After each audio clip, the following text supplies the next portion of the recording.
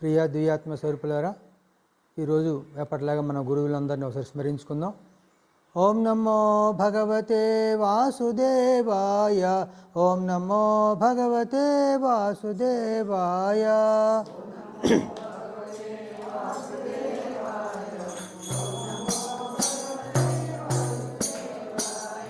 ఓం నమో భగవతే వాసుదేవాయ, ఓం నమో భగవతే శివానందాయ.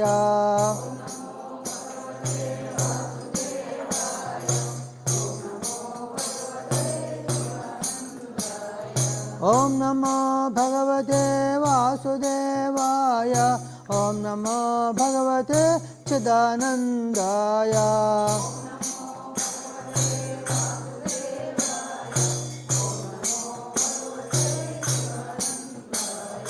ఓం నమో భగవతే వాసుదేవాయ, ఓం నమో భగవతే దేవానందాయ.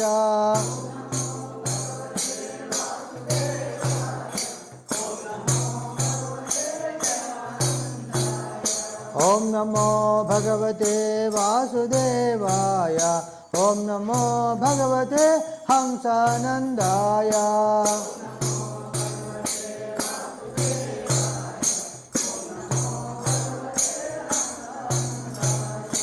ఓం నమో భగవతే వాసుదేవాయ, ఓం నమో భగవతి జ్యోతిర్మయై.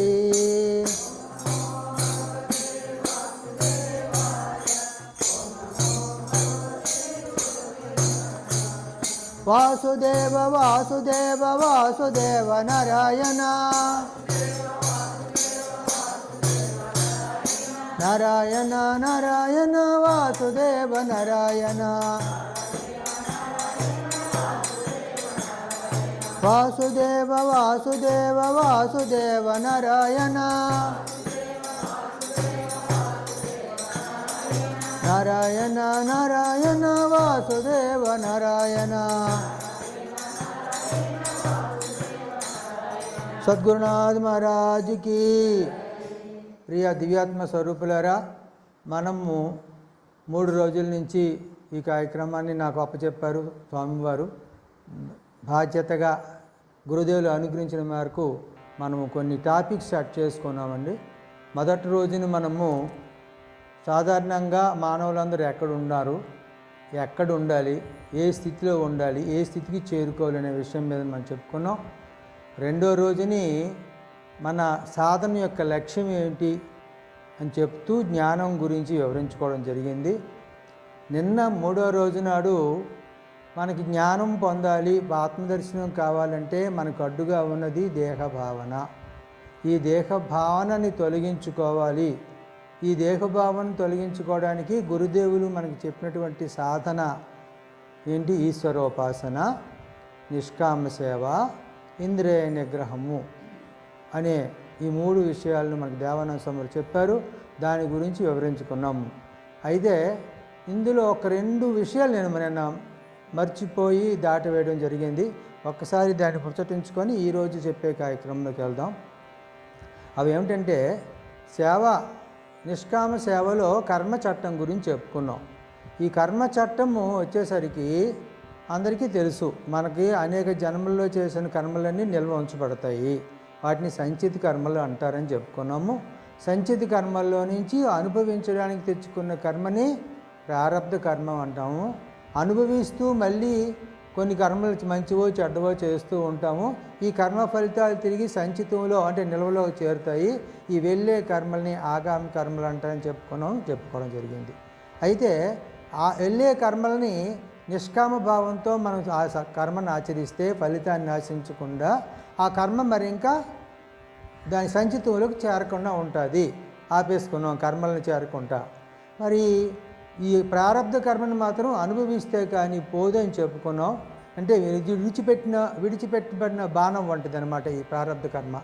కాకపోతే తీవ్రతని తగ్గించుకోగలమని కూడా చెప్పుకున్నాం. భగవన్ నామ స్మరణ చేస్తూ ఆధ్యాత్మిక మార్గంలో ఉంటూ గురువును అనుసరించి సాధన చేస్తూ ఉంటే మన యొక్క కర్మ యొక్క తీవ్రత తగ్గుతుందని చెప్పుకున్నాం. కానీ అక్కడ సంచితువులో కర్మలు ఉన్నాయి కదా, ఆ కర్మలు ఉన్నంత వరకు మనకు జనన మరణ చక్రం తప్పదు, పుడుతూ చస్తూ ఉండాల్సిందే. మరి ఈ సంచితంలో కర్మలు ఎట్లా పోతాయి అన్నది నిన్న చెప్పడము దాటివేశాం.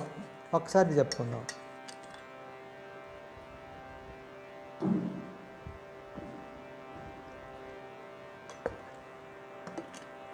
భగవద్గీతలో ఒక శ్లోకం ఉంది.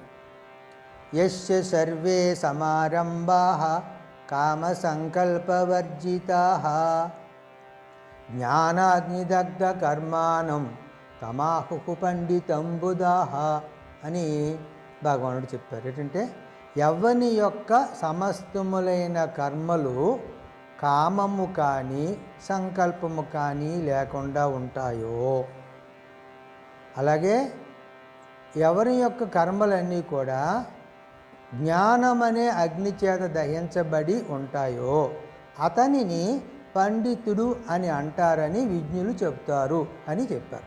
ఇంతే. ఇది మనకి అర్థమైపోయినట్టే ఉంటుంది, అందరికీ అదే ఉంటుంది, అందులో అక్కడ భావం కూడా అదే ఉంటుంది. కానీ ఇందులో మనం తెలుసుకోవాల్సినటువంటి ధర్మ సూక్ష్మం ఒకటి ఉంది. ఒక పెద్ద దూది కుప్ప ఉంది, కొండ అంత ఉంది. దాన్ని చిన్న అగ్గిపుల్ల రవ్వ నిప్పు పడిస్తే ఏమవుతుంది? మొత్తం బూడిదైపోతుంది. కొండంత దూది కుప్ప కూడా ఒక చిన్న అగ్గి రవ్వతోటి ఎలాగైతే బూడిదైపోతుందో, కొండంత ఉండొచ్చు మన సంచిత కర్మలన్నీ కూడా. దాన్ని జ్ఞానం అనే అగ్ని కానీ మనలో రగిలితే అవన్నీ బూడిదైపోతాయి, మరి ఇంకో ఉండవు. అంటే జ్ఞానం అంటే ఏమిటి? నీవు ఈ శరీరము కాదు. మనం 3 రోజులు బట్టి అదే చెప్పుకుంటున్నాం. నువ్వు సాక్షాత్తు పరమాత్మవే. ఆ విషయాన్ని అజ్ఞానం వల్ల మర్చిపోయావు. తిరిగి గుర్తుకు తెచ్చుకోవాలి. నేను శరీరము కాదు, నేను ఆత్మని, పరమాత్మని అనే భావన మాటలతో కాదు, అనుభవపూర్వకంగా ఆత్మసాక్షాత్కారము కలిగితే అప్పుడు ఆ నిలవలో ఉన్నటువంటి సంచిత కర్మలన్నీ బూడిదైపోతాయి, ఒక్కటి కూడా ఇంక మిగలదు. అప్పుడు ఇంకేమవుతుంది? ఇంకా జన్మించవలసిన అవసరము లేదు. జన్మించడం ఉండదు కాబట్టి చావు కూడా ఉండదు. అంటే జనన మరణ చక్రాన్ని జయించి, అంటే మృత్యువుని జయించి అమరులు అవుతాము. ఇది కర్మ యొక్క సూక్ష్మం అన్నమాట. అంచా దీన్ని మనము తెలుసుకోవాలి. ఇక్కడ ఈ శ్లోకంలో ఈ రెండో లైన్లో ఉంది, యస్య సర్వే సమారంభాః కామ సంకల్ప వర్జితాః జ్ఞానాగ్ని దగ్ధ కర్మాణం. యస్య ముందు పెట్టుకుందాం. యస్య జ్ఞానాగ్ని దగ్ధ కర్మాణం. ఎవరి కర్మలైతే జ్ఞానమనే అగ్నితో బూడిదైపోతాయో తస్య సర్వే సమారంభాః కామ సంకల్ప వర్జితాః.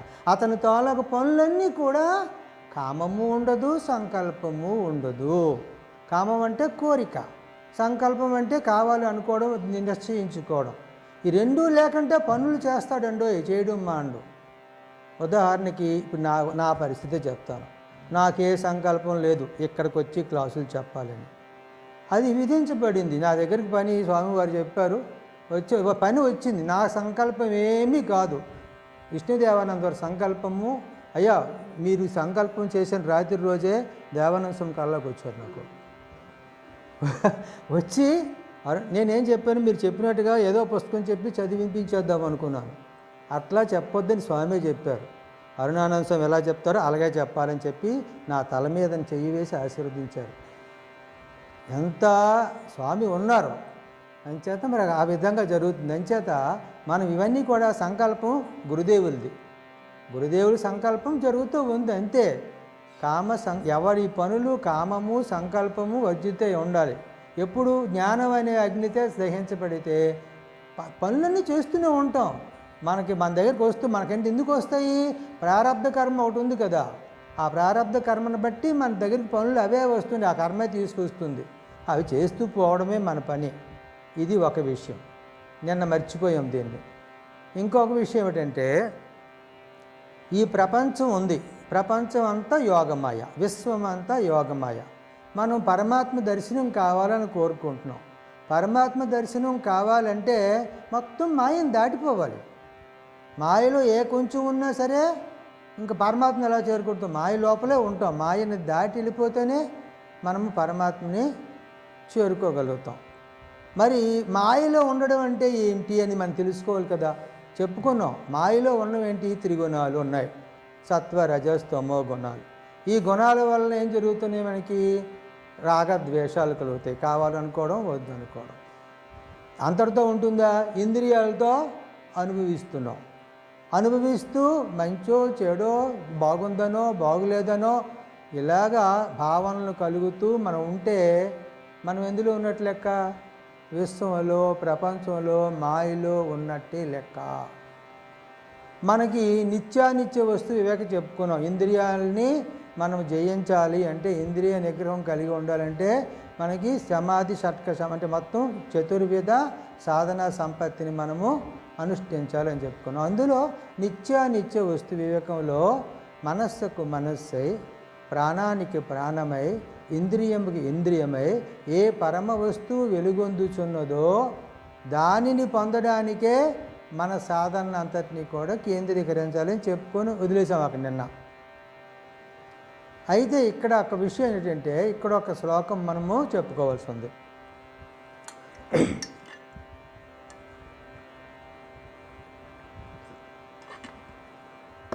కేనోపనిషత్తులో ఒక మంత్రం ఉంది. శ్రోత్రస్య శ్రోత్రం మనసో మనో యద్దు వాచోహవాచగం సవు ప్రాణస్య ప్రాణః చక్షుషశ్చక్షురతిముచ్య ధీరాః ప్రేత్యస్మాల్లోకాదమృతా భవంతి. ఇది చక్కని శ్లోకం కేనోపనిషత్తులో. నిన్న దీన్ని చెప్పుకోవడం మర్చిపోయాం. అంటే శ్రోత్రస్య శ్రోత్రం, చెవికి ఏది చెవి అంటే వినికిడికి వినికిడి పరమాత్మ. మన చెవి వినపడుతుందంటే దాని శక్తిని ఇచ్చేవాడు పరమాత్మ. మనసో మనోయద్దు, మనస్సు ఉంది, మనస్సుకి దానికి ఆలోచన చేసి దాంతో పను అది భూగిసలాడుతూ చేయాలంటే, అది పని చేయాలంటే దానికి పరమాత్మే శక్తిని ఇవ్వాలంటే అది మనస్సుకి మనస్సే, మనస్సుకి మనస్సు. శ్రోత్రస్య శ్రోత్రం మనసో మనోయద్దు. తర్వాత వాచోహవాచగం, వాక్కుకి వాక్కు. సౌ ప్రాణస్య ప్రాణ, ప్రాణానికి ప్రాణం. మనలో ప్రాణం పనిచేస్తుందంటే ఆ ప్రాణానికి ప్రాణం పరమాత్మ. చక్షుషక్షు, మన కళ్ళు చూస్తున్నాయంటే లోపల దాన్ని చూసే శక్తిని ఇచ్చేవాడు పరమాత్మ. ఇవన్నీ ఇంద్రియ వ్యాపారాలు. ఈ ఇంద్రియ వ్యాపారాలన్నీ కూడా అవి పనిచేయాలంటే పరమాత్మ శక్తి అవసరం. అంచేత ఈ ఇంద్రియ వ్యాపారాలన్నింటినీ అతిముచ్య విడిచిపెట్టేయాలి. మనం ఏం చేయాలంటే పరమాత్మ చేరుకోవాలంటే ఇంద్రియ వ్యాపారాలన్నింటినీ విడిచిపెట్టాలి. అంటే మనం తింటూ ఉంటాం, వింటూ ఉంటాం, కానీ వాటిలో మనము మనస్సు కలవదు, మన బుద్ధి కలవదు. అందులో బుద్ధి మనస్సు కలవకుండా అవి వాటి పని అవి చేసుకుంటాయి అంతే. అంచేత ఈ విధంగా విడిచిపెట్టిస్తే ప్రేత్యస్మాల్లోకాదమృతా భవంతి. ఈ ఇంద్రియ జీవనం అనేది లోకము నుండి బయటికి వచ్చేయాలి. ప్రేత్య అస్మాన్ లోకాద్ అన్నాడు. ఈ ఇంద్రియ జీవనం అనే లోకం నుండి ప్రేత్య బయటికి వచ్చేయాలి, వెలుపలికి వచ్చేయాలి. వచ్చిస్తే అప్పుడు ప్రేత్యస్మాన్ లోకాద్ అమృత భవంతి, అప్పుడు అమరత్వం వస్తుంది.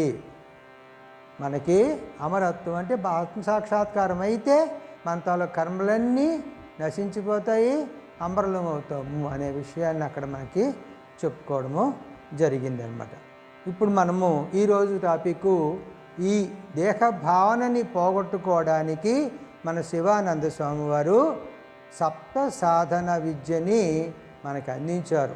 మనం ఏం ఆలోచించక్కర్లేదు, గురుదేవులు అన్నీ రెడీ చేసి ఉంచారు.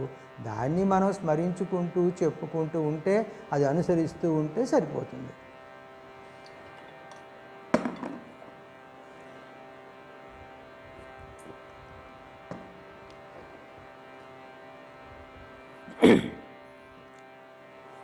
ఇప్పుడు స్వామి ఇక్కడ సంస్కరణ అనే ఒక మాట మనం గుర్తుపెట్టుకోవాలి. సంస్కరణ అంటే ఒక ఉదాహరణకి మన రోడ్డు పక్కన అనేక మొక్కలు పెరుగుతాయి, అడవిలో కూడా అనేక మొక్కలు పెరుగుతాయి. అవే మొక్కలు మనకు పార్కులో ఉంటాయి. పార్కులో చూస్తే చాలా అందంగా కనబడతాయి, కారణం ఏంటి? ఈ రోడ్డు పక్కన ఉన్నవి, అడవిలో ఉన్నవి విచ్చలవిడిగా వాటికి ఎలాగొస్తే అలాగ పెరిగాయి.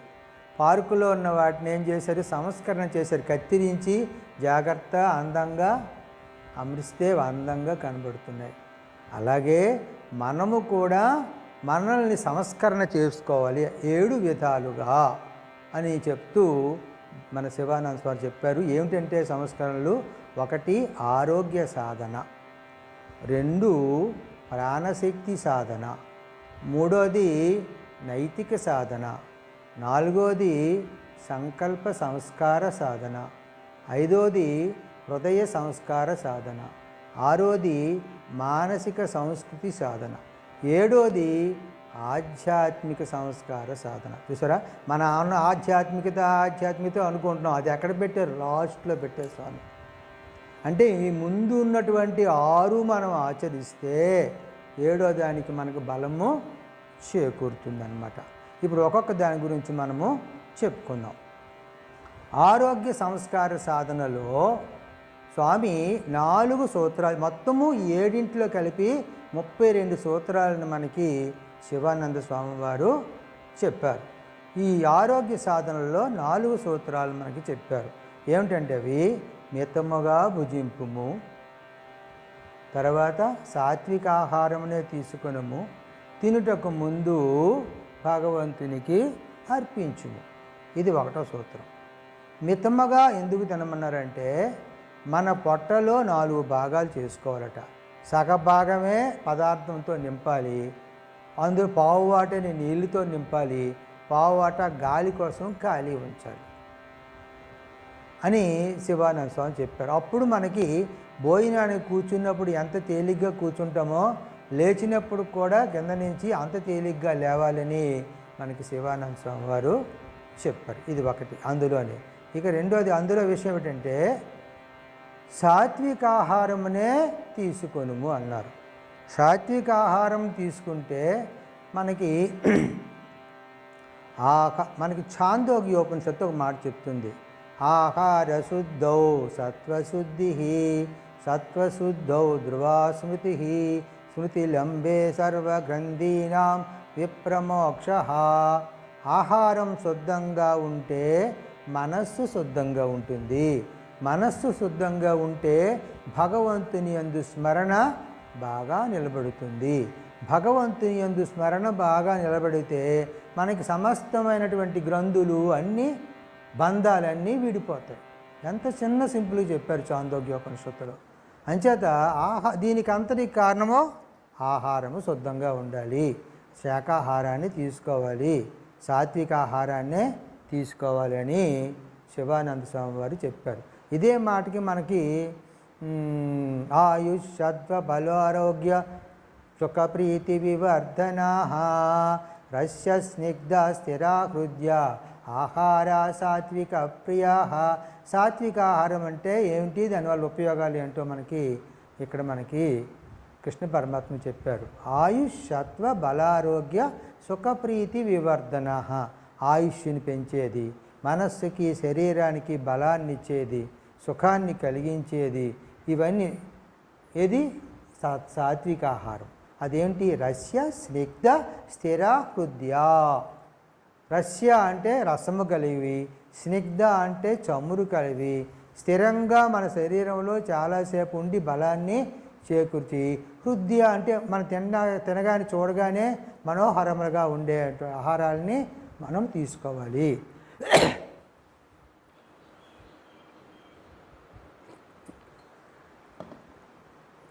ఇది మనం తీసుకునే ఆహారానికి 4 లక్షణాలు ఉన్నాయా లేవా అని పరిశీలించుకొని మనము సాత్విక ఆహారాన్ని తీసుకోవాలి. ఇక తినడానికి ముందు మనం తినే ప్రతి పదార్థాన్ని కూడా భగవంతునికి అర్పణ చెయ్యాలి.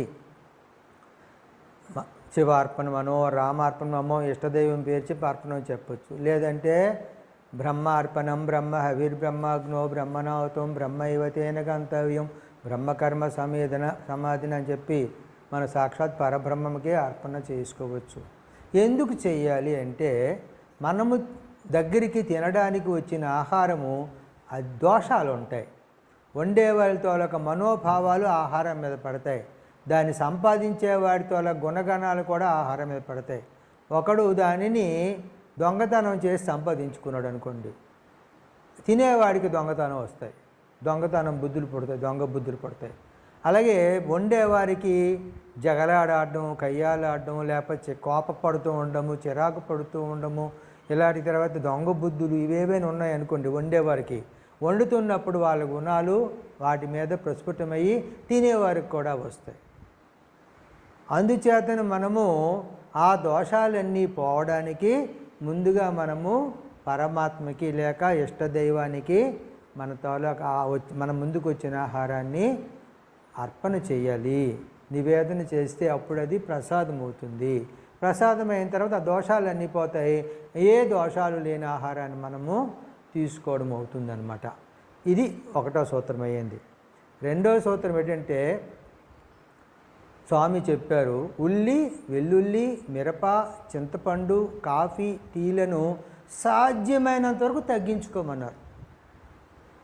మాకెందుకంటే కుటుంబం మనము గృహస్థాశ్రమంలో ఉన్నాం, వండక తప్పదు, ఉల్లి, వెల్లుల్లి, మిరప, చింతపండు వేస్తూనే ఉంటాం. కానీ కాఫీ, టీలు కూడా మానేమన్నారు. సాధ్యమైనంత వరకు వీటిని తగ్గించుకోవాలి. పూర్తిగా మానవలసి ఏంటంటే పొగాకు, అంటే పొగాకు తాడు, పొగాకు, వక్క, మాంసాహారము, తర్వాత మధు అంటే విస్కీ, బ్రాందీ, సారా ఇలాంటివి కూడా మత్తు పదార్థాలని పూర్తిగా తీసుకోవద్దు అని చెప్పారు. అంచేత ఇవి రజోగుణ ఆహారాలు.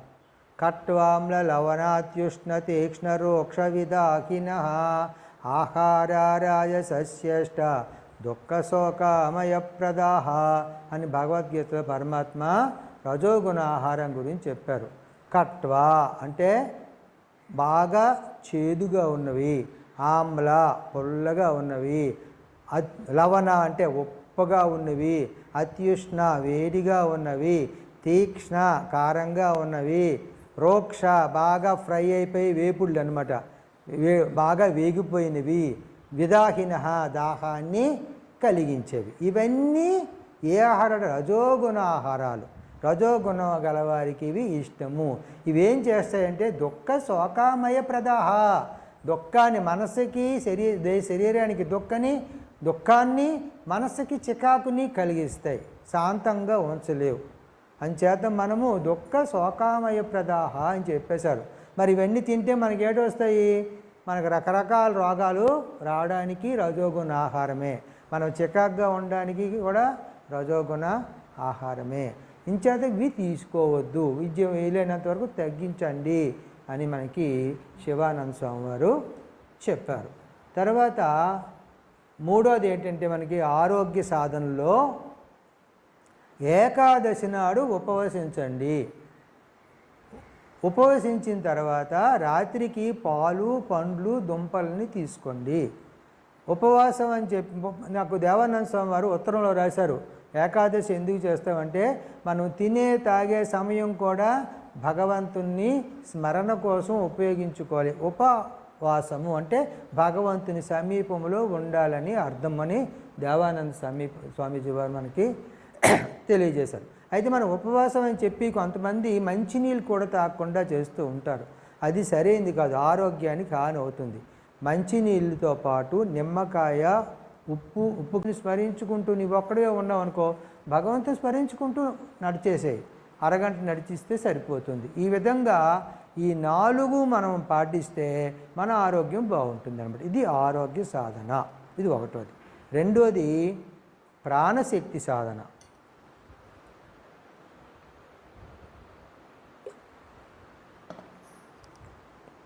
ప్రాణశక్తి సాధన అంటే మనం ఏదో అనుకుంటాం. ప్రాణశక్తి అంటే మనం చూడండి, ఏ రోగాలు లేకుండా హ్యాపీగా మన పనులు మనం చేసుకుంటే ఆరోగ్యంగా ఉన్నాం అనుకుంటాం. ఆరోగ్యం లేకపోతే ఏమైంది? మనలోకి రోగాలు ప్రవేశించే అని అర్థం. దాన్ని రోగ నిరోధక శక్తి తగ్గితేనే రోగాలు మనలోకి వస్తాయి. ఆ రోగ నిరోధక శక్తే ప్రాణశక్తి. ప్రాణశక్తి ఎప్పుడైతే తగ్గిందో మనలోకి రోగాలు వస్తాయి. ఈ ప్రాణశక్తిని కాపాడుకోవడానికి స్వామీజీ మన శివానంద స్వామి గారు 2 సూత్రాలు చెప్పారు. మౌనాన్ని పాటించము. ఇక్కడ మనం 11 నుంచి 11 వరకు మన స్వామీజీ వారు మౌనాన్ని అందుకే ప్రవేశపెట్టారు. మౌనం ఎలా చేయమన్నారంటే శివానంద స్వామీజీ వారు రోజుకి 2 గంటలు మీకు నచ్చిన టైంలో పెట్టుకోవచ్చు. సమయాన్ని మనమే నిర్ణయించుకోవాలి. ఒక్క 2 గంటలు మీరు మౌనాన్ని పాటించాలి.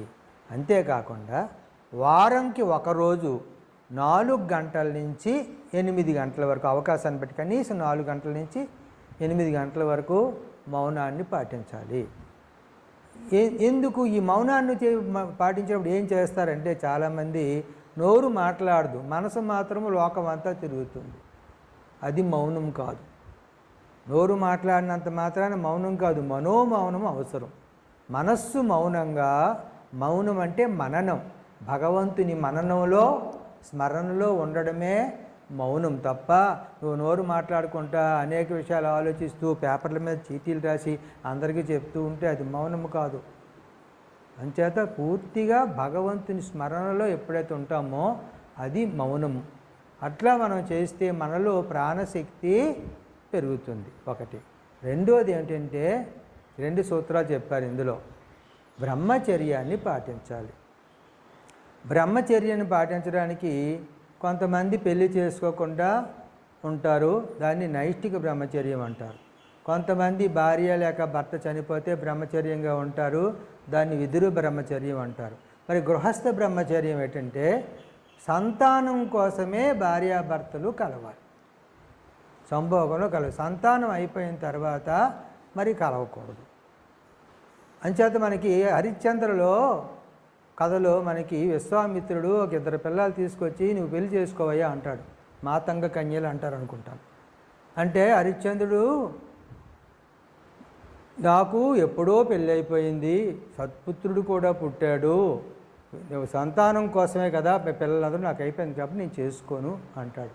అంటే సంతానం కోసమే అనేక అత్రి, జమదగ్ని అంటే అనేక మంది పులస్తుడు ఋషులందరూ కూడా గృహస్థాశ్రమే గడిపారు. కానీ వాళ్ళు సంతానం కోసమే భార్యాభర్తలు సంభోగంలో పాల్గొనేవారు.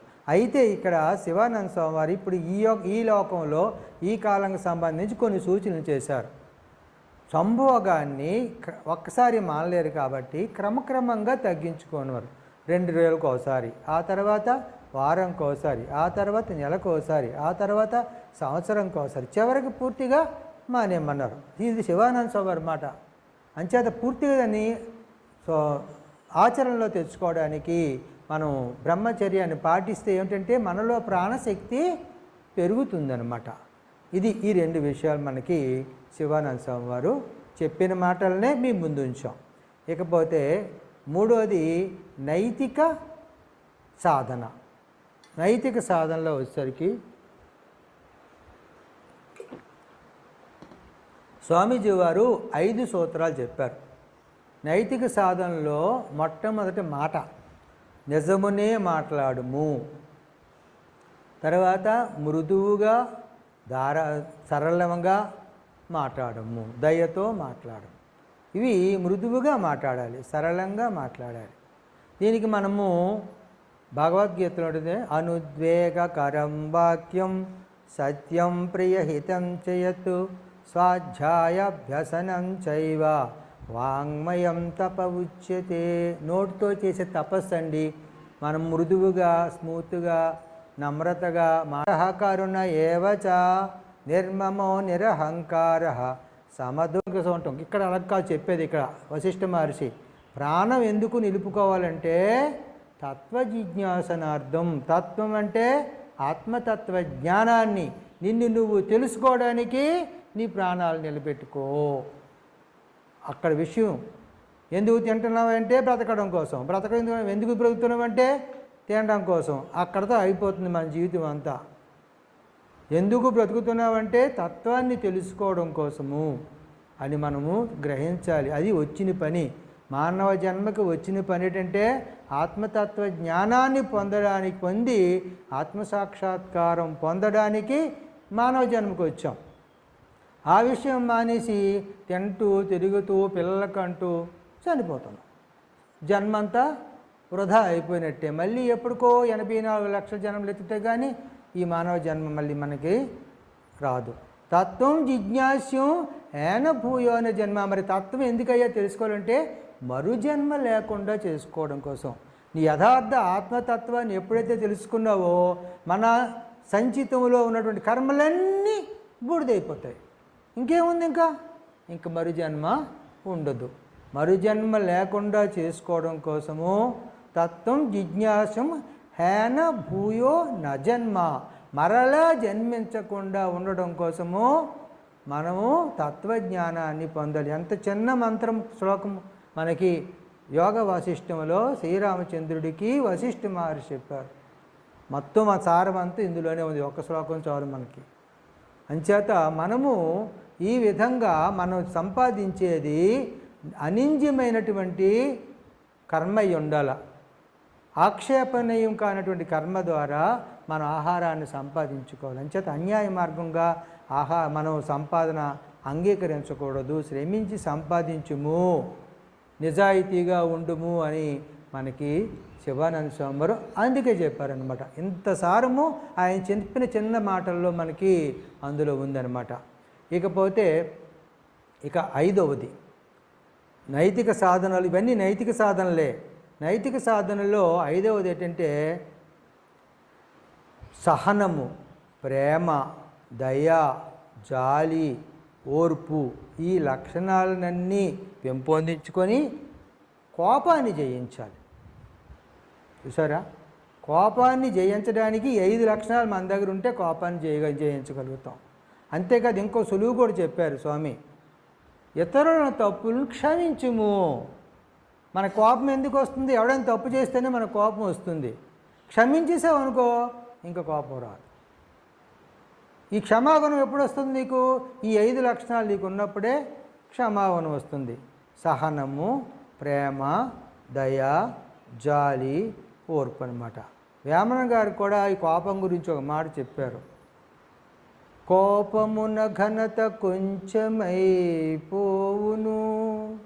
కోపమున మిగుల గోడు చెందు, కోపమడచనేని కోరికలీడేరు, విశ్వదాభిరామ వినురవేమ. కోపమున ఘనత కొంచెమైపోవును. మనం ఎవడైతే కోపం పడతాడో వాడి తోలక గొప్పతనం అంతా అప్పుడే పోతుంది. కోపమున మిగుల గోడు చెందు, గొడవలు పెరుగుతాయి. నీవు కోపం అడచినేని నీ కోరికలు ఈడేరు, కోరికలన్నీ నెరవేరుతాయి. నీవేదనుకుంటావో అది జరుగుతుంది. కోపాన్ని అణచుకుంటేనే నీ కోరికలు నెరవేరుతాయి. ఎంత చక్కని చిన్న మాటల్లో మనకి వేమన గారు చెప్పారు. అంచేత మనము కోపాన్ని జయించాలి అంటే ఈ 5 లక్షణాలని మనము అలవాటు చేసుకోవాలి. ఇక్కడితో నైతిక సాధన మనకి ఇవి మన జీవితంలో అలవాటు చేసుకోవాలి. ఇవే పెద్ద కష్టం కాదు, అన్నీ చిన్న చిన్నవే, చెయ్యగలం. కాబట్టి చేసి ఎవరికి వాళ్ళు ధన్యత పొందాలి. ఇక 4వ సాధనకు వచ్చేసరికి సంకల్ప సంస్కార సాధన.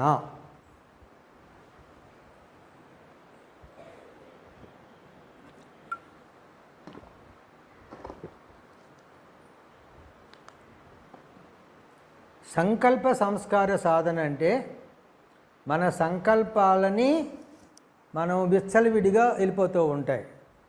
కోరికలు దేనివల్ల పుడతాయి అనుకున్నారు? సంకల్పం వల్లే. మనకి భగవద్గీతలో ఒక శ్లోకం ఉంది. సంకల్ప ప్రభవాన్ కామాన్ త్యక్త్వా సర్వాన్ శేషతః మనసైవేంద్రియ గ్రామం వినియమ్య సమంతతః శనేరు పరమేద్బుద్ధ్యా ధృతి గృహీతయా ఆత్మసంస్థం అనకృత్వ నకించిదపి చింతయేతు. చక్కని శ్లోకం. మనకి సంకల్ప ప్రభవాన్ కామాన్ త్యక్త్వా సర్వాన్ శేషతః. సంకల్పాల నుంచి పుట్టినటువంటి సమస్తములైన కోరికలన్నింటినీ కూడా విడిచిపెట్టేయాలి. కోరికలు దేని నుంచి పుడతాయి? సంకల్పం. మొదటి సంకల్పం ఏమిటో తెలుసా? ఈ శరీరం నేను అనుకోవడమే మొట్టమొదటి సంకల్పం. ఇది అంటే దేహభావన. దేహభావన కలిగిన తర్వాత ఇంకా అన్ని సంకల్పాలు, అది కావాలి, ఇది కావాలి, ఇది కావాలి అన్నీ వస్తాయి. ఈ సంకల్పం పోయిందంటే ఇంకే సంకల్పాలు మన దగ్గరికి ఇంకా రావు. అంచేత సంకల్ప ప్రభవాన్ కామాన్ త్యక్త్వా సర్వాన్ శేషతః మనసైవేంద్రియ గ్రామం వినియమ్య సమంతత. అంటే మనసుతో కూడినటువంటి అన్ని ఇంద్రియాలని కూడా దాన్ని నిగ్రహించాలి. నిగ్రహించిన తర్వాత ఎప్పుడు నిగ్రహిస్తుంది? నీ సంకల్పాలు వదిలిస్తే ఇవన్నీ కంట్రోల్లోకి వస్తాయి. శనేరపరమేద్బుద్ధ్య ధృతి గృహీతయ. బుద్ధితో ఆత్మయందు రమిస్తూ ఉండాల. ధైర్యాన్ని అవలించే ధైర్యముతో మనం ఆత్మయందే బుద్ధిని నిలిపి ఉంచి ఆత్మ సంస్థం మనఃకృత్వ నకించిదపి చింతయేత్. ఆత్మయందు మనసుని బుద్ధిని పూర్తిగా చేర్చి ఇంకా దేనిని ఆలోచించకూడదు.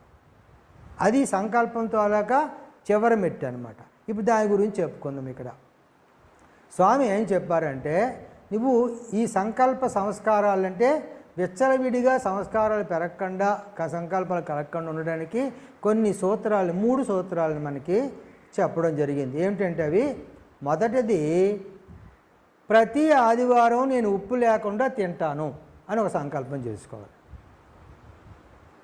చేయగలవో లేదో నీకు నువ్వే చూసుకోవాలి. ఒకటి, ఒక్క వారం అంతా నేను పంచదార లేకుండా తింటాను అని సంకల్పం చేసుకొని దాన్ని ఆచరణలో పెట్టుకోమన్నారు శివానంద స్వామీజీ. ఇది ఒకటి.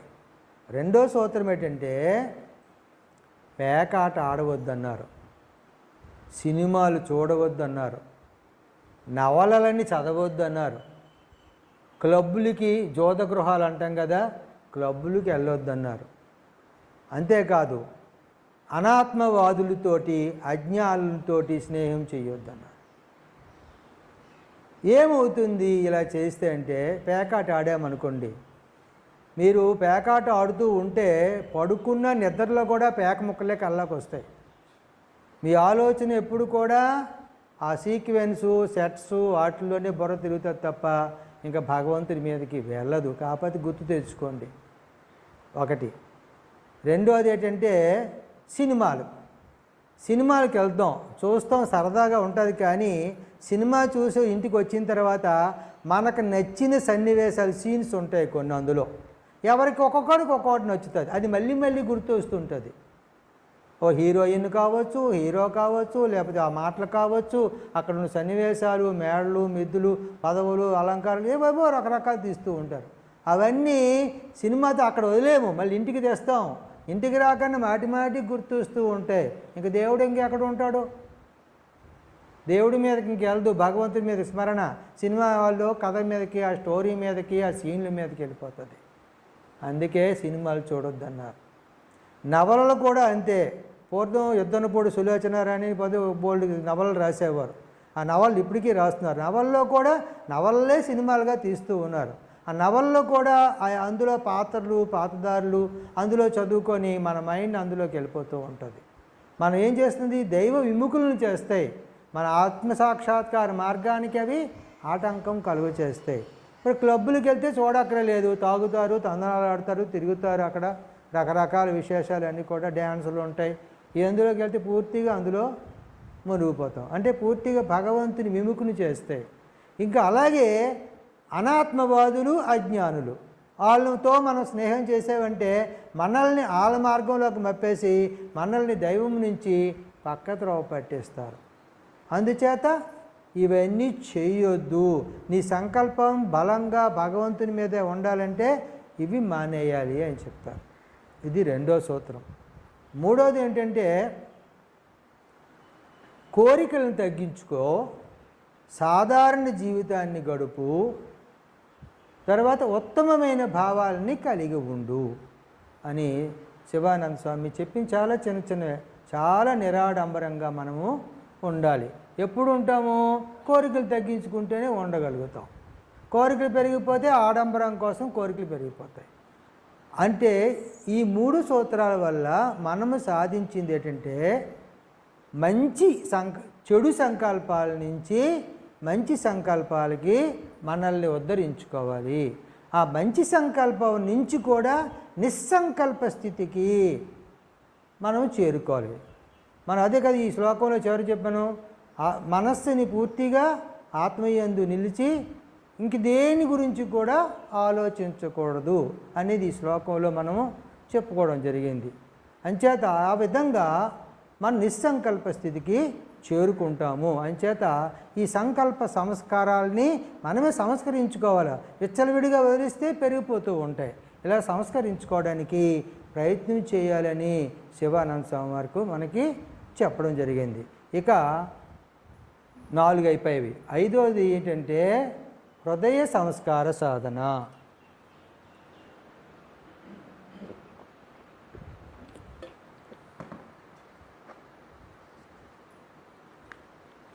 హృదయ సంస్కార సాధన అన్నది చాలా సింపుల్గా చెప్పారు స్వామీజీ. చిన్న చిన్న మాటల్లో 6 సూత్రాలను చెప్పారు. మనం అందరం సేవ, ప్రేమ, దానము అంటుంటాం. అవేవో పెద్ద మాటల్లాగా మనకు అనిపిస్తుంటాయి. కానీ స్వామీజీ, శివానంద స్వామీజీ ఎంత చక్కగా చెప్పారంటే, సేవ, నిష్కామ సేవ అంటేనే ఫలితాన్ని ఆశించకుండా చేసే పని సేవ. సేవ చేయడంలో కొన్ని గంటలైనా మనం గడపాలి. సేవ వల్ల ఉపయోగం ఏంటంటే హృదయం పవిత్రమవుతుంది. అది హృదయ సంస్కారం సాధనగా చేస్తున్నాం. సేవ వలన హృదయం పవిత్రమవుతుంది. తద్వారా మనలో భక్తి పెరుగుతుంది. సేవ వలన నీకు భక్తి పెరగాలంటే సేవ చేస్తేనే భక్తి పెరుగుతుందన్నమాట. అంచేత మనము ఈ సేవ. ఇకపోతే దానం అనే విషయం చూడండి, ఎంత చక్కగా చెప్పారు స్వామి. నీకున్నటువంటి వస్తు సంపదలో ఒకరికి ఎంత పెట్టుము, కొంత ఇమ్ము, ఇతరులకి ఇవ్వమన్నారు. మనం దానం అంటే ఏవో లక్షలు, కోట్లు, వేలు దానం ఇచ్చారు అనుకుంటాం. కానీ నీకు ఏది ఉంటే అది ఉన్నంతలో ఒకరికి ఎంత పెట్టు. ఉదాహరణకి నువ్వు ట్రైన్లో ప్రయాణం చేస్తున్నావు, నీ దగ్గర ఒక జాంకాయ ఉంది, నువ్వు అక్కడ తినేయచ్చు. అక్కడ నీకెవరూ పరిచయం లేని వ్యక్తులు నీ చుట్టుపక్కల 4 కూర్చున్నారు. అదే జాంకాయని కట్ చేసి ఒకరికింత పెట్టు. వాళ్ళు తప్పకుండా, వాడు ఎంత పదవిలో ఉన్నా, ఎంత గొప్పవాడైనా, నువ్వు ఇచ్చిన జాంకాయ ముక్క తప్పకుండా తీసుకుంటాడు. కాకపోతే చూడండి, నువ్వు కట్ చేసి వాళ్ళకి ప్రేమపూర్వకంగా వాళ్ళకి ఇచ్చినట్టయితే ప్రతి ఒక్కరూ ఆ ముక్క తీసుకుంటారు. ఇంత జాంకాయే దానం, అదే దానం. నీకున్న దాంట్లో ఒకరికి ఎంత పెడితే అదే దానం. దాన్నే మనకి భగవద్గీతలో యజ్ఞ శిష్టాశిన సంతో ముచ్యంతే సర్వకిల్బిషై భుంజితే తే త్వగం పాప ఏ పచంచ ఆత్మకారణాత్. చూసారా, ఒకరికింత పెట్టి, యజ్ఞం అంటే ఇంకేం కాదు, యజ్ఞ శిష్టాశిన, యజ్ఞం చేసి మిగిలిన పదార్థాన్ని తింటే సర్వ పాపాలు పోతాయి అని ఈ శ్లోకం భావం. కానీ ఇక్కడ యజ్ఞం అంటే ఇంకేం కాదు, నీకున్న దాంట్లో ఒకరికింత పెట్టి నువ్వు తింటే అది దానివల్ల నీకు పాపాలన్నీ పోతాయి, యజ్ఞ ప్రసాదం అవుతుంది. ఈ జాంకాయ ముక్కే నలుగురికి 4 ముక్కలు ఇచ్చి నువ్వు ఒక ముక్క తింటే యజ్ఞ ప్రసాదం అయిపోయింది. అలా కాకుండా నేను కదా డబ్బులు ఎట్టు కొనుక్కున్నాను, నేను కష్టపడే సంపాదించుకున్నాను, నేనేం దొంగతనం చేయలేదు, నేనే తింటాను అంటే అది పాపమే అని ఇక్కడే ఈ శ్లోకంలో యజ్ఞ శిష్టాశిన సంతో ముచ్యంతే సర్వకిల్బిషై భుంజతే తే త్వగం పాప ఏ పచంత ఆత్మకారణాత్. తన పొట్టకి తానే వండుకొని తండ్రి తినేస్తే పాపము తిన్నవాడే అవుతాడు. ఆ పాపులు పాపం వల్ల ఏమవుతాయండి, కష్టాలు వస్తాయి. పాపం వల్ల కష్టాలు వస్తాయి. అంచేత ఎంత సింపుల్, నీకున్న దాంట్లో అక్కడికి ఎంత పెడితే ఈ పాపం అంతా పోతాయి, పుణ్యం అయిపోతుంది. చాలా చక్కగా మనకి చెప్పారు. అదే స్వామి మనకి శివానంద స్వామీజీ, ఆ శ్లోకం ఎంతో గట్టిగా పెద్దగా కనబడుతుంది, కానీ నీకున్న దాంట్లో ఒకరికి ఎంత పెట్టు అని చెప్పారు. అంతేకాకుండా అందులోనే దానంలోనే నీ సుఖాలని ఇతరులకి పంచిపెట్టు, ఇతరుల కష్టాలని నువ్వు పంచుకో. ఇది ఎలాగండి ఆచరిస్తాము అంటే, ఒక బస్సు ఉదాహరణ చెప్తాం. బస్సులో మీరు ప్రయాణం చేస్తున్నారు, మీరు చక్కగా సీటు దొరికింది, కూర్చున్నారు. బస్సులోకి ఒక అంగవైకల్యుడో, లేకపోతే గర్భిణీ స్త్రీయో, లేకపోతే ముసలివాడో, లేకపోతే చంటిపిల్ల తల్లో ఎక్కి నిలబడి ఉన్నారు అనుకోండి. ఎవరో ఒకరు ఉన్నారు, నిలబడితే నీవు కూర్చున్న సీటుని వాళ్ళ పాపను ఎక్కువసేపు నిలబడలేరు వాళ్ళు. అది గమనించి నీ సుఖాన్ని వాళ్ళకి నువ్వు లేచి నిలబడి నీ సీటు వాళ్ళకి ఇస్తే నీ సుఖాన్ని వాళ్ళకి పెంచినట్టు అవుతుంది, వాళ్ళ కష్టాన్ని నువ్వు పంచుకున్నట్టు అవుతుంది. ఎంత సింపుల్ అండి, ఎంత చిన్న విషయం. ఎక్కడికో వెళ్ళిపోక్కర్లేదు. చిన్న చిన్న మన విషయాల్లోనే దీన్ని చేసి ఇదే దానం. నీ సుఖాన్ని దానం చేసావు, వాళ్ళ కష్టాలు నువ్వు పంచుకున్నావు, నీకున్న దాంట్లో వాడికి ఎంత పెట్టావు, ఇదే దానం. ఇది దేంట్లో చెప్పుకుంటాం మనం? ఇది హృదయ సంస్కార సాధన. హృదయం సంస్కారం అవుతుంది మనకి. ఇక సేవ దానమైంది. ప్రేమ విషయానికి వచ్చినట్టయితే స్వామిగారు ఎంత చెప్పారంటే, అందరిలో భగవంతుడే ఉన్నాడనే భావన కలిగి ఉండాలి. అప్పుడు నీలో ప్రేమ భావం ఉంటుంది. నీకు వేరుగా అంటే నీలో ఉన్న భగవంతుడే అందరిలో ఉన్నాడని తెలుసుకుంటే అదే జ్ఞానయోగం అని చెప్పారు శివానంద స్వామీజీ వారు. నీలో ఉన్న భగవంతుడే అందరిలో ఉన్నాడు కాబట్టి నీకు నీవు ఎలా సేవ చేసుకుంటావో అలాగే ఇతరులకు సేవ చేయడమే కర్మయోగము అన్నారు. అలాగే నీలో ఉన్న భగవంతుడి అందరిలో ఉన్నాడు కాబట్టి అందరిలో నువ్వు ప్రేమిస్తే అదే భక్తి యోగం అన్నారు. ఎంత చిన్న మాటల్లో చెప్పారు శివానంద స్వామీజీ వారు. అంచేత ఇక్కడ మనం అందరిలో భగవంతుని చూస్తూ ప్రేమగా ఉంటూ ప్రేమని పంచాలి. దీన్నే ఈ ప్రేమను పంచేటప్పుడు వినయం విధేయతలు కలిగి ఉండమన్నారు శివానంద స్వామి వారు. వినయ విధేయతలు అంటే మన ఇంట్లో ముసలి వాళ్ళు ఉంటారు, మనకంటే పెద్దవాళ్ళు బోల్డు మంది ఉంటారు. వాళ్ళందరికీ కూడా ముసలైన వాడు కదలలేని పరిస్థితి ఉంటారు. మా తాత అనుకోండి, ఆ తాత ఏది చేయమంటారా, నేను తెస్తాను, ఒకరినైనా గ్లాస్తో మంచినీళ్ళు ఎవరు అంటాడు మనవాడిని, నేనేమో వెళ్ళిపో అంటారు. అలా చిరాకు పడకూడదు. వినయంగా వాళ్ళు చెప్పిన పని చెయ్యాలి. అది వినయం, అదే భక్తి, అదే ప్రేమ భావంతో మనం వాళ్ళకి అడిగినవి వాళ్ళ అవసరాలు తీర్చి ఆ తర్వాత మన పని చేసుకోవాలి. అలా చేయడం వల్ల ఏమవుతుందంటే వెంటనే వాళ్ళ నుంచి ఒక ఆశీర్వాదం మనకు వస్తుంది. వాళ్ళు సంతోషపడతారు. ఎంత మంచివాడు నాయనా అంటారు. ఆ ముసలోడు కదలలేని స్థితిలో ఉంటాడు, చేయగానే వాడు వెంటనే వాడు హృదయం పొంగిపోతుంది. వాడికి ఆనందంతో పొంగిపోగానే అతని నుంచి ఆశీర్వాదం వెంటనే మన మీదకి వస్తుంది. అది మన జీవితానికి ఎంతో ఉపయోగపడుతుంది. మనం దేవ ద్విజ గురు ప్రాజ్ఞ పూజనం, పెద్దల్ని గౌరవించడం ఒక తపస్సు. అది కూడా మనకి భగవద్గీతలో శరీరం చేసే తపస్సు పెద్దల్ని గౌరవించడము, పెద్దల్ని ప్రేమగా వినయంగా చూసుకోవడం అనేది కూడా ఒక తపస్సు. ఆ విధంగా వినయంగా విధేయతగా మనం కలిగి ఉంటే మన హృదయము సంస్కరించబడుతుంది. నువ్వు అలా విధేయత లేకపోతే నీ హృదయ సంస్కారం లేదు. కోపాన్ని చిరాకుని ప్రదర్శించావనుకో నీకు హృదయ సంస్కారం ఎక్కడుంది? లేదన్నమాట. అంచేత ఇలా చెబుతూ మరొక ఈ మూడు మాటలు చెప్తే ఏం చెప్పారంటే, భగవద్గీత యందు గురువు యందు అచంచలమైన భక్తి కలిగి ఉండాలి. ఈ రెండు ఉంటే నీకు ఇది ఉన్నట్టయితే నీ హృదయము సంస్కరించబడుతుంది. ఆ తర్వాత నిరంతరము కూడా ప్రతి ప్రాణి యందు కూడా భగవంతుడునే అనే భావన కలిగి ఉండాలి. ఇది 5వ సూత్రం. 6వ సూత్రం ఏంటంటే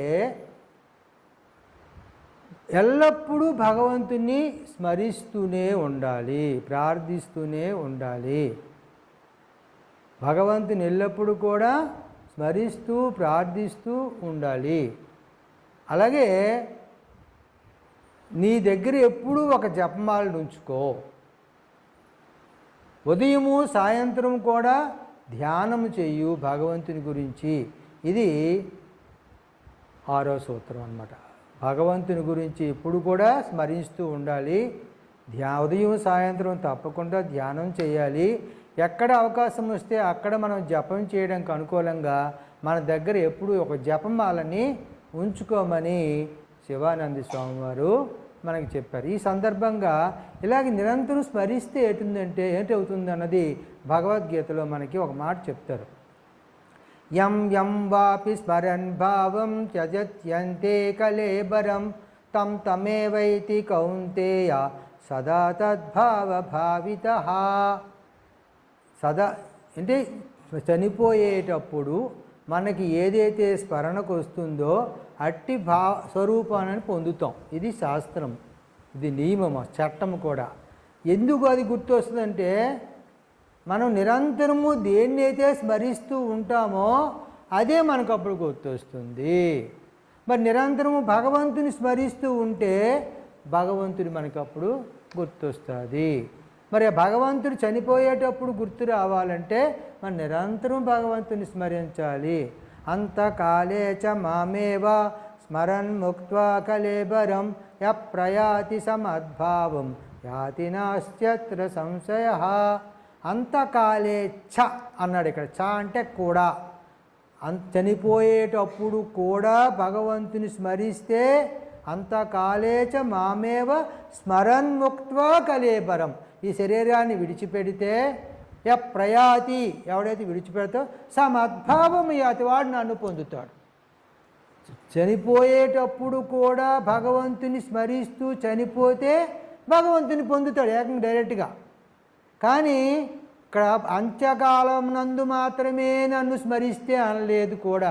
ఇలాగ జీవితాంతము స్మరిస్తూ అంతకాలంలో కూడా స్మరిస్తేనే నన్ను పొందుతావు. ఈ సందర్భంగా మనకు ఒక కథ ఉంటుంది. ఒక స్వామీజీ, ఒక గురువుగారు ఉంటారు. ఆ గురువుగారు నిరంతరం భగవంతు స్మరణ చేస్తూ ఉంటాడు.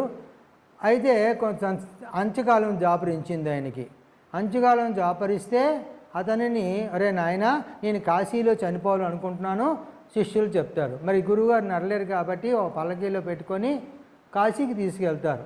కాశీకి తీసుకెళ్తూ ఉంటే ఇంకా దగ్గరికి వచ్చేసరికి, వారణాసి దగ్గరికి వచ్చేసరికి, నాయన ఎక్కడికి వచ్చావురా, నేను చనిపోయే సమయం వస్తుంది అన్నాడు గురువు. మనం మాలవాడకు వచ్చామండి గురువుగారు అన్నాడు. మాల అనే మాట వినిపించింది. మాట చనిపోయాడు. మాలవాడని కొంచెం వినిపించరికి మాలవాడై పుట్టాడు. మరుజన్మలో చూసారా ఎంతకాలము స్మరించారు గురువుగారే. చనిపోయే సమయంలో ఆ మాలవాడనే మాట వినిపించింది, మాలవాడై పుట్టాడు. ఆ కథ అంతా వేరేగా ఉంది, తర్వాత చెప్పుకుందాం. అయితే అంచేత మనము అంత్యకాలములో ఏది మన స్మరణకు వస్తే అదే రూపాన్ని పొందడము జరుగుతుంది. జడభరతుడు కూడా అదే విషయం. జడభరతుడు అతను పుట్టిన కానించి ఎవరితో మాట్లాడడం మానేశాడు తను ఆత్మజ్ఞానం వలన. ఇలా ఉంటుంటే ఒక లేడీ పులి భయం వలన పరిగెడుతూ ఒక లేడీ పిల్లని అతని దగ్గర ప్రసవించిపోతుంది. దాన్ని పెంచుతాడు. దానికి అంత్యకాలం పెంచిన తర్వాత దాని మీద అభిమానం పెంచుకుంటాడు. ఆయన చనిపోయే కాలం వచ్చేసరికి అయ్యో ఈ లేడీ పిల్లని ఎవరు చూస్తాడు అనే భావనతో చనిపోతాడు. మరుజన్మలో లేడీ పుట్టాడు. ఆయనకి మళ్ళీ ఆ యోగ దృష్టి ఉంది కనుక యోగ శక్తితో ఆ శరీరాన్ని దహింపజేసుకొని మళ్ళీ ఆ జన్మని నివృత్తి చేసుకున్నారు అనుకోండి. అయితే ఏమైంది, అంత్యకాలములో ఏదైతే మనకి జ్ఞాపకం వస్తుందో గుర్తొస్తుందో అట్టి శరీరాన్ని మనము పొందుతాము. అందుచేతని మనము అంత్యకాలములో కూడా మనకి స్మరణకు రావాలంటే భగవంతుడు నిరంతరం నిరంతరం సతతం సతతం సతతం అని భగవద్గీతలు ఎన్నిసార్లు చెప్పారో స్వామి మీరు ఎక్కడ చూసుకోండి, సతతం సతతం అని చెప్తూనే ఉంటారు. అంచేత నిరంతరము కూడా భగవంతుని స్మరిస్తూ ఉండాలి. ఇప్పుడు హృదయ సంస్కార సాధన పూర్తయింది. ఇవన్నీ మనం ఆచరించదగినవే, చాలా సులభం కూడా. ఇప్పుడు మానసిక సంస్కృతి సాధన.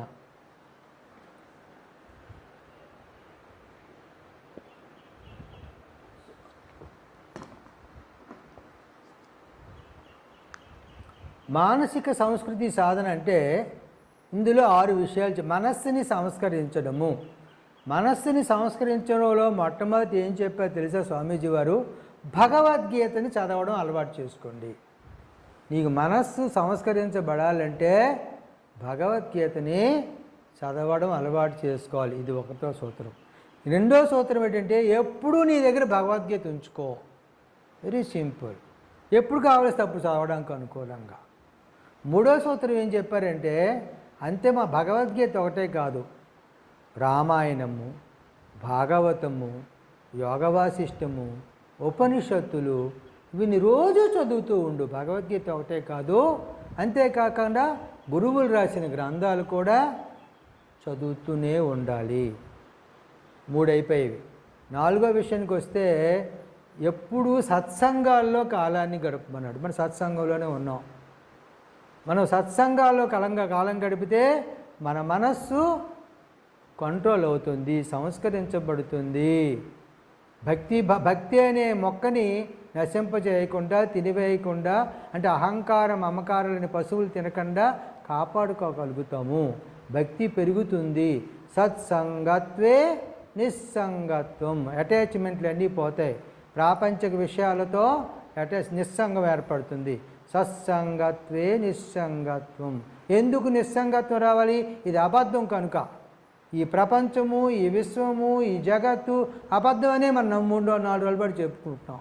ఇది అబద్ధం అనే విషయం మనకు అవగాహన వస్తుంది కాబట్టి ఈ ప్రాపంచిక శబ్ద స్పర్శ రూప రసగంధాలనే ఈ విషయాల మీదని మనకి అటాచ్మెంట్ తగ్గిపోతుంది. సంగము నిస్సంగం ఏర్పడుతుంది. సత్సంగత్వే నిస్సంగత్వం. నిస్సంగత్వే నిర్మోహత్వం. ఎప్పుడైతే అటాచ్మెంట్ తగ్గిందో, మోహం అంటే కోరిక మరి ఉండదు. మోహం అంటే అజ్ఞానం అని కూడా అర్థం. అజ్ఞానం తొలగిపోతుంది. నిర్మోహత్వము.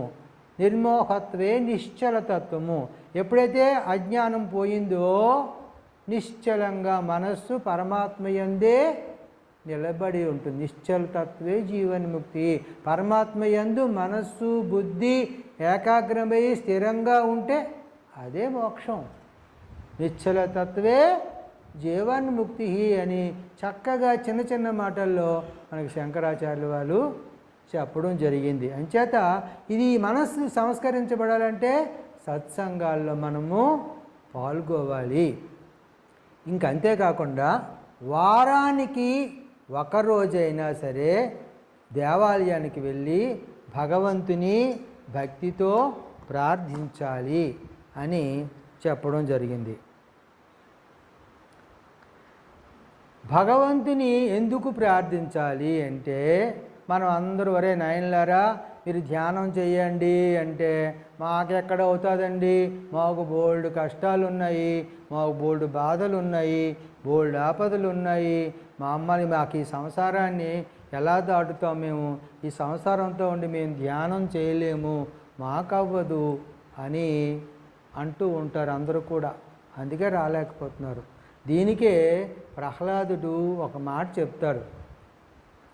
సంసార జీమూత సంగంబు విచ్చునే చక్రిదాస్య ప్రభంజనములేక. చక్రికి భగవంతుడికి నేను దాసుణ్ణి అనుకుంటూనే నీకు సంసారం అనేటువంటి జీమూత అంటే కారు మబ్బులు తొలగుతాయి.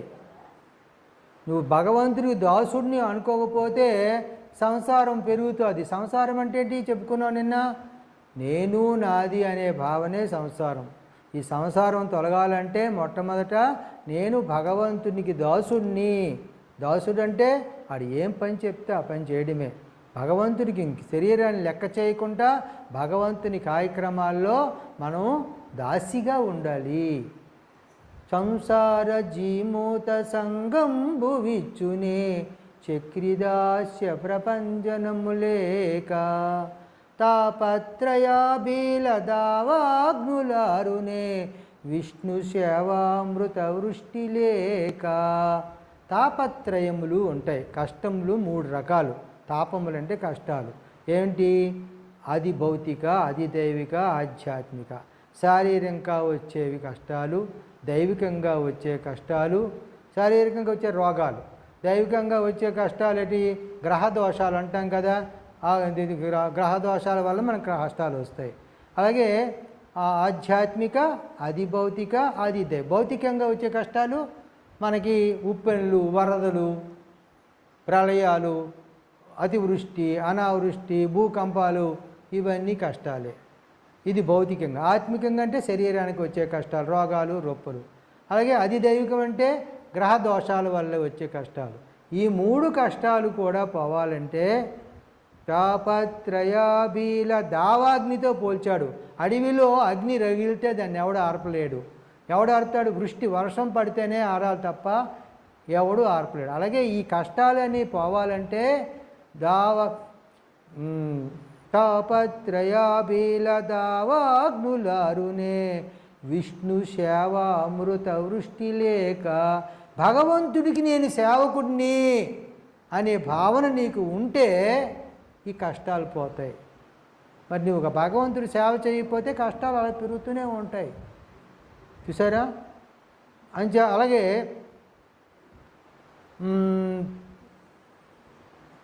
విష్ణులేక సర్వం కషాగౌగ జలరాసులింకునే హరిమనీష బడబాగ్నిలేక. పాపాలు, మనకి అనేక జన్మలు చేసిన పాపాల వలన కష్టం పడతాం. ఈ పాపాలన్నీ కూడా సముద్రంతో పోల్చాడు. సముద్రంలో బడబాగ్ని ఉండటం వలన ఎప్పుడు నదుల్లో వచ్చిన ఎప్పుడు నీరు అప్పుడు ఆవిరైపోతుంది. అలాగే మనకి పాపాలు పోవాలంటే హరిమనీష బడబాగ్ని, భగవంతుని మననం అనే అగ్ని మనలో ఉండాలి. భగవంతుణ్ణి స్మరణ చేసేటువంటి అగ్ని అది. ఆ అగ్ని వలన పాపం అనేటువంటి జలము, పాపాలనే జలమంతా కూడా ఇంకిపోతుంది. మరి ఎంత సుఖమండి! భగవంతుని స్మరణ చేస్తే, మననం చేస్తే మన పాపాలు పోతాయని సులభంగా తెలుస్తూనే ఉంది. మరి పాపాల వల్ల కష్టాలు వస్తున్నాయి. అంచేత మనం భగవంతుని స్మరణ చేస్తూ ఉంటే పాపాలు పోతాయి. తర్వాత ఘన విపత్కాడాంధకారంబులనగునే పద్మాక్షును తిర విప్రభలు లేక. మనకు ఆపదలు కలుగుతున్నాయి. ఈ ఆపదలన్నీ తొలగాలంటే భగవంతుని స్తోత్రం చేయాలి. భగవంతుని చూడండి, చీకటితో పోల్చాడు ఆపదల్ని. ఈ మనకి అంత కారు చీకటే తెల్లవారి వరకును. సూర్యుడు ఉదయించగానే అన్ని చీకట్లన్నీ ఎలా మాయైపోతాయో భగవంతుని మనం స్తోత్రం చేస్తూ ఉంటే మనకి ఆపదలనే చీకట్లు వాటంతటవే తొలగిపోతాయి. చూసారా, ఈ 4 చేస్తే ఈ కష్టాలు, తర్వాత ఏవి సంసారము, కష్టాలు, తర్వాత పాపాలు, ఆపదలు అన్నీ కూడా తొలగిపోతాయి. కానీ ఇవి చేయకపోతే అవి పెరుగుతూనే ఉంటాయి. అంతేకాకుండా నిరుపమా పునరావృత్తి నిష్కలంక ముక్తి నిధి గానవచ్చునే ముఖ్యమైన శారంగ కోదండ చింతనాంజనములేక తామరస గర్భునకునైన దానవేంద్ర. తామరస గర్భుడు అంటే బ్రహ్మదేవుడికైనా కూడా మోక్షం కలగాలంటే భగవంతుని ధ్యానం చేయాలి. మోక్షం అనేది ఏంటి? నిరుపమా పునరావృత్తి, దేంతోటి కూడా సరిపోల్చినటువంటి మరి జన్మ లేనటువంటి మోక్షాన్ని పొందాలంటే, మరి జన్మ పొందకుండా మనం మోక్షం కావాలంటే ధ్యానం చేయాలి. చారంగ కోదండ చింతనాంజనములేక. మనము భగవంతుని ధ్యానం చేయకపోతే ఎప్పటికీ మనము బ్రహ్మదేవుడికైనా మోక్షం కలగదు. అందుకే బ్రహ్మదేవుడు కూడా ధ్యానం చేస్తాడు. విష్ణుమూర్తి కూడా యోగ నిద్రలో ధ్యానంలో ఉంటాడు. శివుడు కూడా ధ్యానంలో ఉంటాడు. ఎందుకు? వాళ్ళు మాయలో పుట్టినప్పటికీ తమ స్వరూపాన్ని మర్చిపోకుండా ఉంటారు. కాబట్టి తాము సాక్షాత్ పరబ్రహ్మ స్వరూపులమేని గుర్తు చేసుకోవడానికి ధ్యానంలో ఉంటారు. మరి మనం కూడా ధ్యానంలో ఉండాలి. ధ్యానం చేస్తూ ఉంటే ఈ మన కష్టాలు అన్నీ అవే పోతాయి అని మనకి ప్రహ్లాదుడు చక్కగా చెప్పడం జరిగింది. ఈ తర్వాత ఇంకా మనస్సుని ఇవన్నీ చేస్తే మనసు సంస్కరించబడుతుంది. ఆరో సూత్రం ఏంటంటే, మనము విశ్రాంతి సమయాలు ఖాళీగా ఉన్నవరా బోరు కొడుతుందా అంటూ ఉంటాం. పని పాటలేని సమయంలో సజ్జనులతో సాంగత్యం చేయాలి. సజ్జన సాంగత్యము, మంచివారితోటి, సాధు సత్పురుషులతోటి మనం సాంగత్యం చేస్తే భగవంతునికి సంబంధించిన అనేక విషయాలు మనకు చెప్తారు. మన సాధనలో ముందుకి జరుగుతుంది. నీ స్నేహితుడు ఎవడో చెప్పు, నువ్వు ఎలాంటి వాడో చెప్తా ఉంటాడు. మంచి వాళ్ళతో స్నేహం చేస్తే మంచి బుద్ధులు వస్తాయి, చెడ్డ వాళ్ళతో స్నేహం చేస్తే చెడ్డ బుద్ధులు వస్తాయి. కాబట్టి మనం సత్సంగాల్లో గడపాలి. ఖాళీ సమయాల్లో సజ్జనులతో మనము గడపాలి. అలా గడిపినట్టయితే మన మనస్సు సంస్కరించబడుతుంది. మనం ఈ 6 ఇప్పుడు అంతవరకు చెప్పుకున్నాం. ఈ 6 సాధనలు చేస్తే చివరిదైనటువంటి ఆధ్యాత్మిక సంస్కార సాధన సులభంగా మనకు ఉంటుందన్నమాట.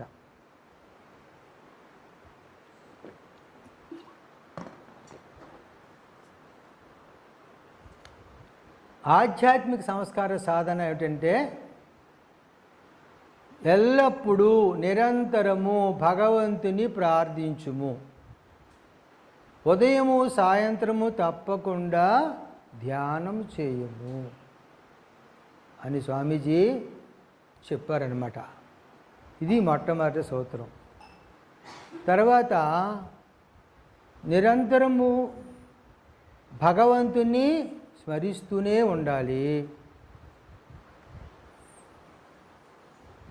ఇంకేంటంటే మనము జపిస్తూ ఉన్నాం, భగవంతుని ధ్యానం చేస్తూ ఉన్నాం, అయిపోయింది. లిఖిత జపం కూడా చేయమన్నారు స్వామి. ఆధ్యాత్మిక సాధనలో మనం ఉదయం పూజ జపము అయిపోయిన తర్వాత జపధ్యానాలు చేయాలి. చేసిన తర్వాత కొంతసేపు కూర్చొని నీ ఇష్టదైవ మంత్రం ఏదైతే తీసుకున్నారో ఆ మంత్రాన్ని 15 సార్లు నుంచి 30 సార్లు వరకు ఒక చిన్న నోట్బుక్ పెట్టుకొని ప్రశాంతంగా ప్రతి అక్షరం మీద కళ్ళు, మనసు, బుద్ధి అన్నీ పెట్టి రాయాలి. ఎవడో మాట్లాడుతూ ఆడితో మాట్లాడుతూ ఇటుతో మాట్లాడుతూ రాయకూడదు. అక్షరం మీదని మనసు బుద్ధి కేంద్రీకరించి పెన్నతోటి రోజుకి ఒక పేజీ, ఒక పుస్తకం నోట్బుక్ తీసుకుంటే అందులో మీకు 17 లైన్లు ఉంటాయి. చిన్న నోట్బుక్, కట్ నోట్బుక్ అంటాం. 17 రాస్తే ఒక లైన్ రాస్తే సరిపోతుంది. అలాగే 30, మీకు ఎంత సమయం ఉంటే అంత సమయం, కనీసము 15 నుండి 30 సార్లు వరకు రాయమని శివానంద స్వామి వారు చెప్పారు. శివానంద స్వామి కూడా అలాగే చేసేవారు. ఆయన ఆచరించే అందరి చేత ఆచరింప చేసేవారు. అంచేత లిఖిత జపము అంటాం. మరొక విషయం ఏంటి చెప్పారంటే, మనము రాత్రి అందరితో కుటుంబస్తులు కలిపి భోజనం చేస్తాం. అలాగే నీ కుటుంబస్తులు అందరూ కూర్చొని రాత్రి పడుకునే ముందు ఒక అరగంట భజన సంకీర్తన చేయమన్నారు. భజన సంకీర్తన చెయ్యండి. ఆధ్యాత్మిక అంటే ఈ సంస్కారాన్ని మన కుటుంబస్తులందరికీ అలవడుతుంది అని చెప్పారు, మన ఆధ్యాత్మిక సంస్కరణ. ఇకపోతే ఇంకొక 5వది ఏమిటి చెప్పారంటే, వేకువజామునే 4 గంటలకి నిద్రలేము, లేచి నీ సాధన కార్యక్రమాన్ని ప్రారంభించుము అని శివానంద స్వామి చెప్పారు. దేవానంద స్వామీజీ ఈ సందర్భంగా ఒక మాట చెప్పేవారు. ఏం చెప్పారంటే, 3 గంటలకి నిద్ర లేచేవారు యోగులంట, 4 గంటలకి నిద్ర లేచేవారు సాధకులు, 5 గంటల నిద్ర లేచేవారు భక్తులు, 6 గంటల నిద్ర లేచేవారు అధములు, పనికి మాలిన వెధవలు. 6 గంటల తర్వాత లేస్తే అధములు, పనికి మాలిన వెధవలు. ఎందుకన్నారంటే అన్నమాట, 6 గంటల తర్వాత 6 గంటల ముందు అందరూ లేచిపోతారు. 6 గంటల తర్వాత లేచేవాడికి అందరూ లేచిపోయారు కాబట్టి దరిద్రాలు ఉంటాయి. వాడడానికి ఎవడు కనబడక 6 గంటల తర్వాత ఎవడైతే పడుకుంటాడో వాడి మీద ప్రపంచంలో ఉన్న దరిద్రాలన్నీ వాళ్తాయి వచ్చి. మరి దరిద్రం వాడితే కష్టాలు ఇంకాడికి. అంచేత 6 గంటల తర్వాత అసలు నిద్ర పడుకోకూడదు. కనీసం సామాన్యంగానైనా 6 గంటలకు ముందే లేచిపోవాలి. అది గుర్తుపెట్టుకోండి స్వామీజీ చెప్పిన మాట. అంచేత మీరు ఎందులో ఉంటారా, యోగుల్లో ఉంటారా, సాధకుల్లో ఉంటారా, భక్తుల్లో ఉంటారా, లేకపోతే అధములుగా పనికి మాలిన వెధవలుగా ఉంటారో మీరే నిర్ణయించుకోవాలి, మనమే నిర్ణయించుకోవాలి. అంచేత ఆ విధంగా చేస్తూ చివరగా ఒక మాట చెప్పారు, 32వ సాధన సూత్రం.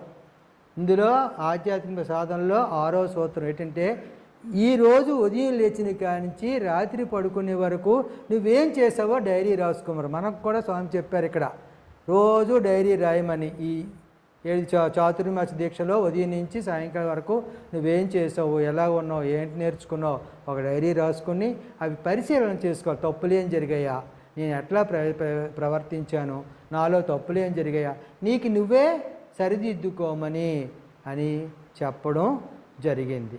అంచేత సైమంతం చూద్దాం, అయిపోయింది. హరి ఓం. అంచేత మనం అందరం కూడా శివానంద స్వామి వారి ఈ చిన్న చిన్న మాటలని ఆచరిస్తూ ఆచరణలో పెట్టుకొని మనం మోక్షం పొందుగాక. హరి ఓం తత్సత్. శ్రీకృష్ణ గోవింద హరే మురారి, కృష్ణ గోవింద హరే మురారే, శ్రీకృష్ణ గోవింద హరే మురారి,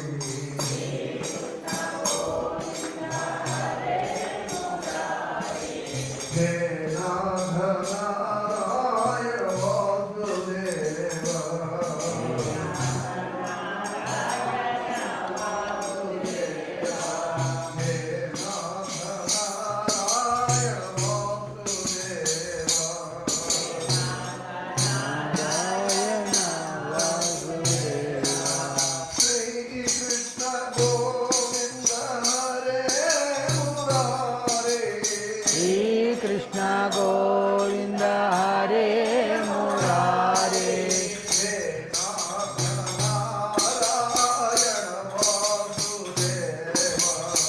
శ్రీనాథ నారాయణ వాసుదేవ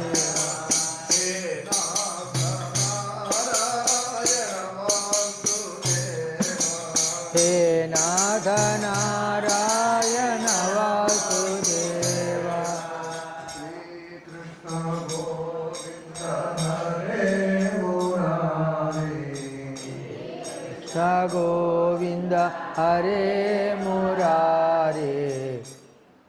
ఇంతవరకు పూజ్యులు అరుణానంద స్వామి అనేకమైనటువంటి సాధనా విషయాలు ఒక్కొక్క స్టెప్ మనం ఏ విధంగా ఆ ప్రయత్నం చేసుకుంటూ వెళ్తే ఆ పరమాత్మ సన్నిధిని మనం పొందుతాము, మనం తెలుసుకుంటాము అనేటువంటి విషయాలు ఈరోజు మాకు అనేకంగా వివరించారు. వారికి మనందరి తరఫున హృదయపూర్వకంగా ధన్యవాదాలు. సమయం అంతా 12 అయింది.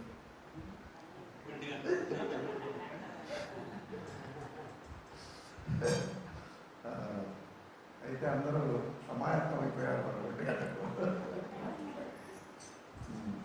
ఓం మంగళం గురుదేవాయ మహనీయ గుణాత్మనే సర్వలోక శరణ్యాయ సాధురూపాయ మంగళం. మంగళం యోగివర్యాయ మహనీయ గుణాత్మనే కొత్తపేట నివాసాయ శ్రీదేవానందాయ మంగళం. ఓం మంగళం కౌసలేంద్రాయ మహనీయ గుణాత్మనే చక్రవర్తి తనూజాయ సార్వభౌమాయ మంగళం. ఓం త్రయంబకం యజామహే సుగంధిం పుష్టివర్ధనం ఊర్వారుకమివ బంధనాం మృత్యోర్వక్షీయమామృతా. ఓం త్రయంబకం యజామహే సుగంధిం పుష్టివర్ధనం ఊర్వారుకమివ బంధనాం మృత్యోర్వక్షీయమామృతా.